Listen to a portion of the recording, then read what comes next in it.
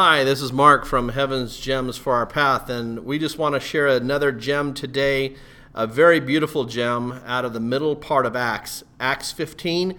Acts 15 is a chapter that's very transitional in the book of Acts, very important to get a hold of.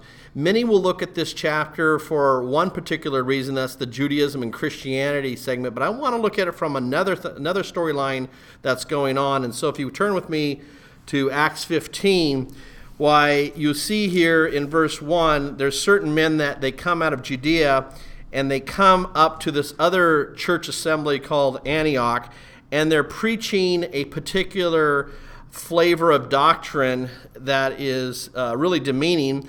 And so the church at Antioch, basically they say, you, Paul and Barnabas, you go down to Jerusalem and work with the brethren down there. It says at the end of verse 2, it says that Paul, middle of verse 2 of Acts 15, that Paul and Barnabas and certain of them should go up to Jerusalem under the apostles and elders about this question.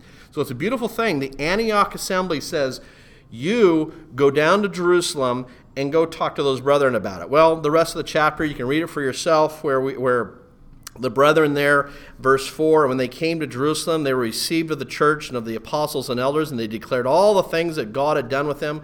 Beautiful thing. Paul and Barnabas are there, and they're giving tremendous testimony to what God is doing in the world. But now, the Jerusalem brethren, Peter and James, they get together and they work this out. And what's beautiful about it in verse 22, so the brethren there in Jerusalem say, then it pleased the apostles and elders with the whole church to send chosen men of their own company to Antioch with Paul and Barnabas. So now the Jerusalem saints are sending two of their own along with Paul and Barnabas back up to Antioch. And it says, verse 23, and they wrote letters by them after this manner. And they write a letter of commendation, a letter of acknowledgement back to their brethren in Antioch.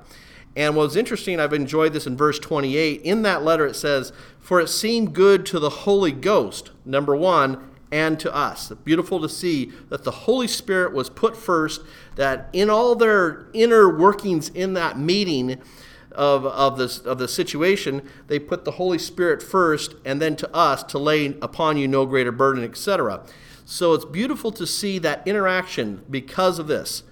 The enemy could have split these two assemblies early on in their church history. And yet the Antioch brothers said, go down to Jerusalem and work with them. They worked there together in Jerusalem, and then the Jerusalem brothers said, we're going to send you back with two of our other brothers with a letter accommodating back to Antioch. And it's beautiful to see two assemblies work together this way.